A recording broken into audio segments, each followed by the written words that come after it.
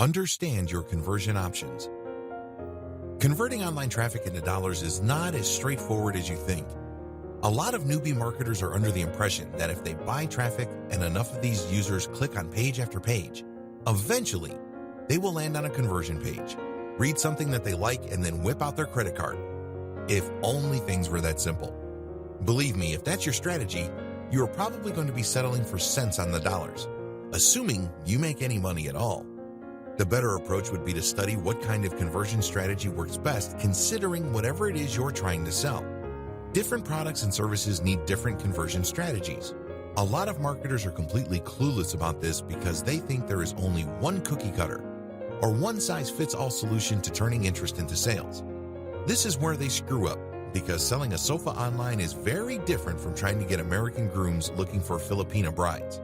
These are two totally different sets of needs, and you have to speak to them differently. In other words, your strategy has to fit the outcome you are looking for. There is no such thing as a one-size-fits-all conversion strategy. Different conversion strategies.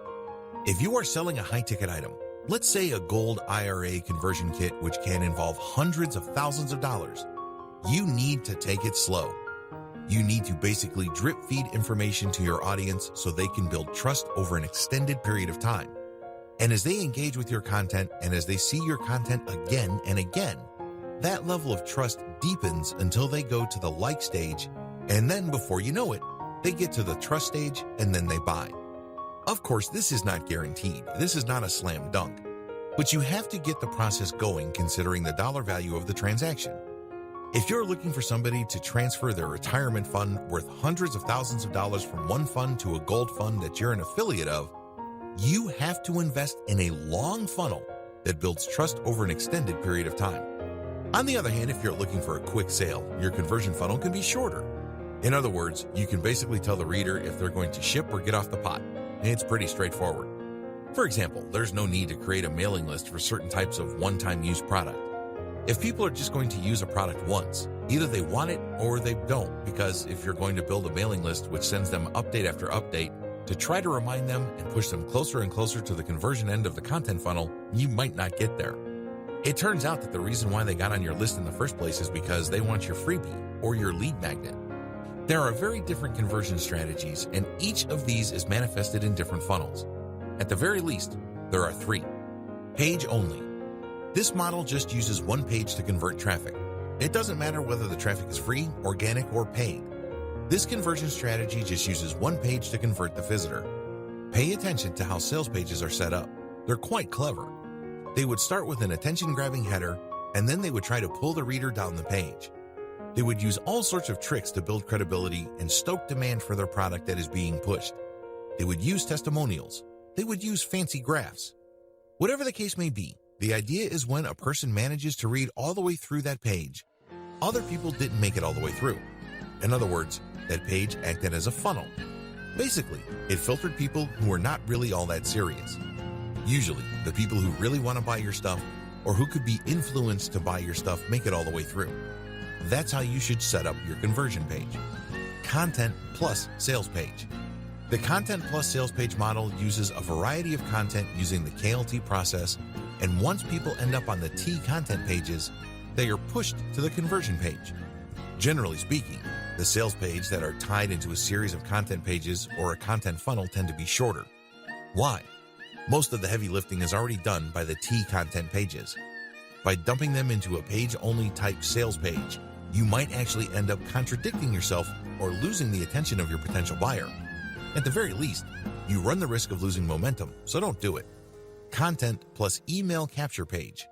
This is pretty much the same as the category above, but instead of the sales page, it leads to an email capture page. Your product or service offering also determines your mailing list incentives. As I've mentioned above, you don't necessarily have to build a mailing list for all sales funnels. Forget what other self-proclaimed marketing gurus tell you.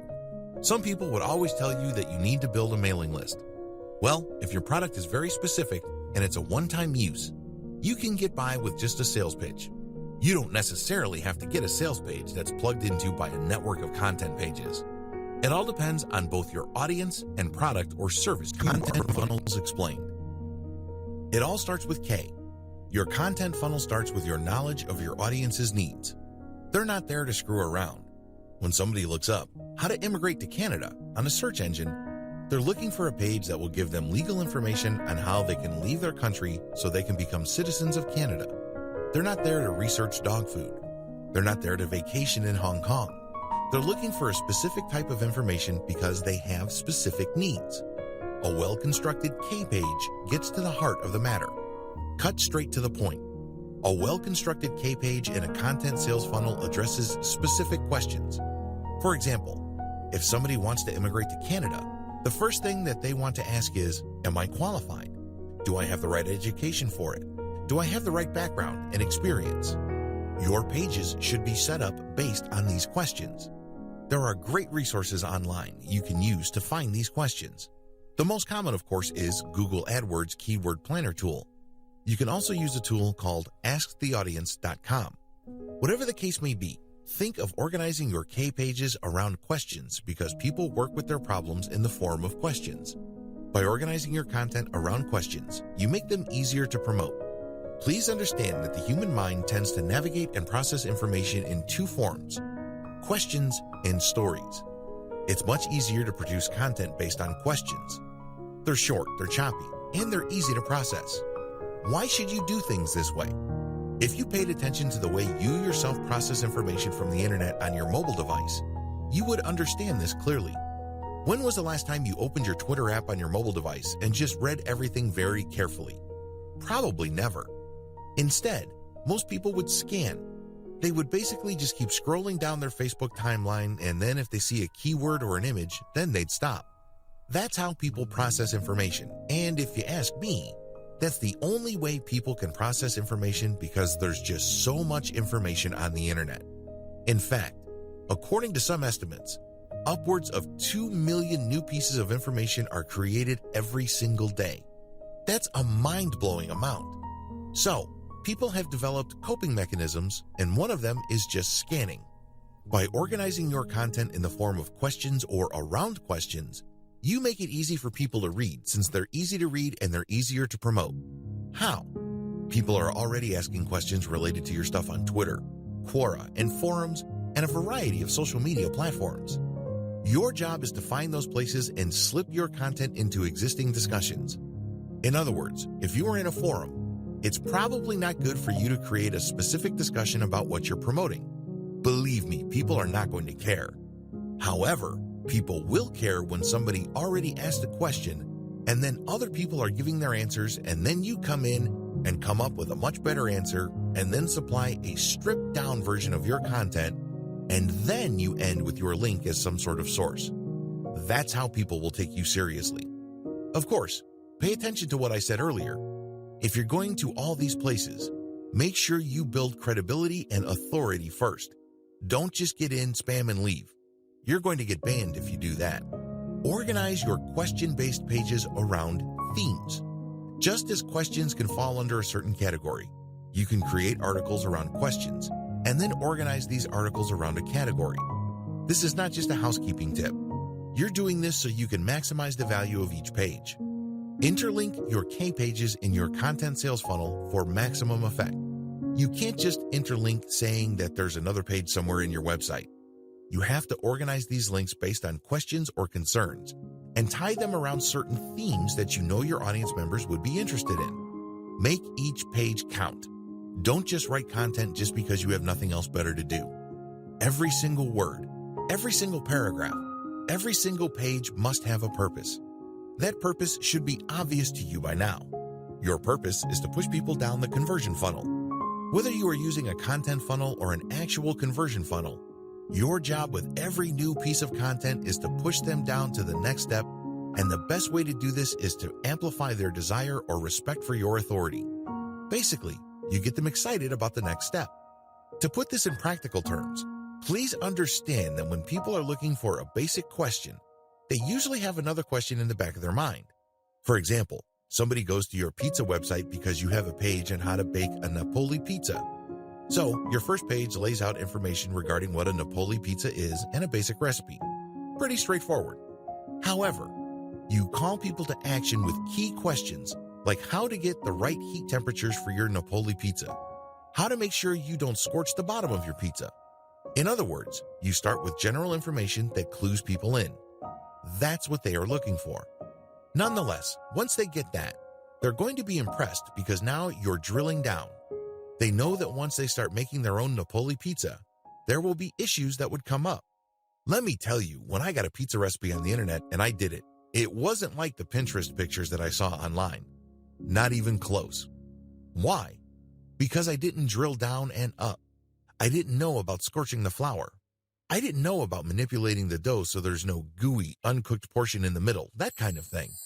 That's what people are going to be looking for because now you've given them basic information and then you're cluing them in by saying, well, there are other stuff that you need to know, and if you don't do these, you're not going to get the results that you're looking for.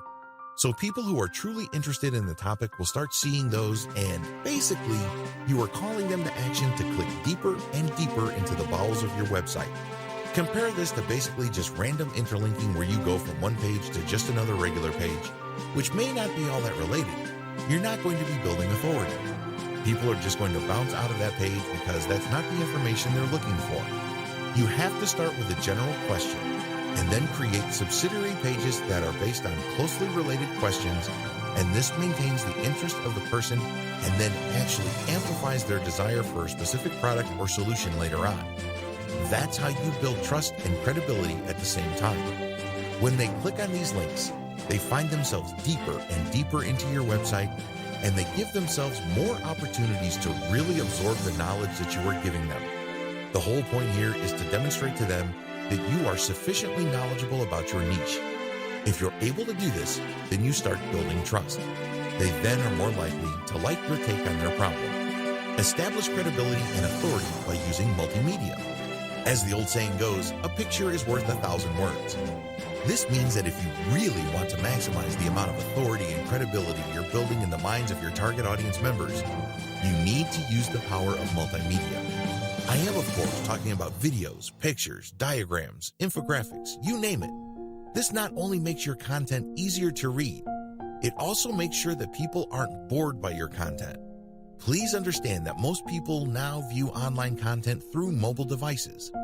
They don't have all the time in the world to keep scrolling as you crank out massive blocks of text. You might want to break those pieces of text up. You may want to shorten those pieces of text and break up the boredom by using a picture, a diagram, or a video. If you do this, you are more likely to keep them on the same page, and you also increase the likelihood that they will click on a link to get deeper and deeper into your website. A quick word about third-party multimedia content. Please don't interpret what I just said in the section above into some sort of mad dash to appropriate other people's intellectual property. You can't just take a video off YouTube and embed it in your content simply because it's related to your content's topic. That might land you in hot water.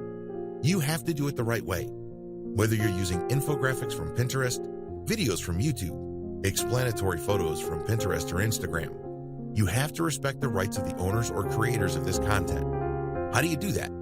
Very simple. Give them attribution and link to them. I know you're probably paranoid about your website becoming some sort of traffic leak. I understand where you're coming from. You worked hard to create all this content, and you obviously worked hard to drive traffic to your site. It would be a shame to see much of that traffic go to these third-party links and never to come back to your website again. Believe me, I get that. However, here are some ways you can make these concerns go away. Make attribution links open in a new tab. If you're worried about losing traffic because of your attribution links, make those links open a new tab. This way, when a visitor to your website clicks on that link, a new tab is created. Your tab is still open. You haven't lost that person. They can look at that content, check out the website that created the infographic that they're interested in, and then once they're done, they can close that and go back to your site. Pretty straightforward. Use materials from non-competitors. This is the most important piece of advice I can give you in regard to third-party multimedia content. Remember, you're using this multimedia content to make your content more interesting. You're using it to add life and context to your content. However, if you don't get the content from the right people, you will end up promoting your competitors. Who wants to do that? These people are basically pushing the same products and services as you. You just made their lives easier. I'm sure that's not your goal, right? The best way to do this is to look at the different infographics, videos, and explanatory photos and other multimedia elements that are closely related to your content, and then look at their sources. Are they directly competing with you, or are they kind of a general knowledge site that is basically just monetized by AdSense, or they are a nonprofit? If they're the latter, they're probably not competitors. They're not pushing a particular product. They're not doing a hard sell. So use their content and attribute to them. If you play this right, you will create a win-win situation. They get traffic and awareness, and you get context and excitement for your content. Everybody can win, but you need to play the game the right way. The whole point of the K level of your content sales funnel is dwell time. What is dwell time? Dwell time is the term Google uses to describe the time people spend going from page to page on your website. Studies show that the longer the dwell time, the higher the chance the person will either come back, sign up for a mailing list, or even buy a product.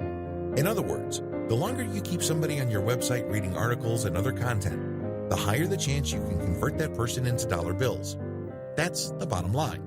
Remember, dwell time also helps your SEO. If you want to get more highly targeted traffic from search engines, maximize dwell time, because this is factored in by Google's RankBrain algorithm when it comes time to rank your website. The higher your dwell time, the higher your rank on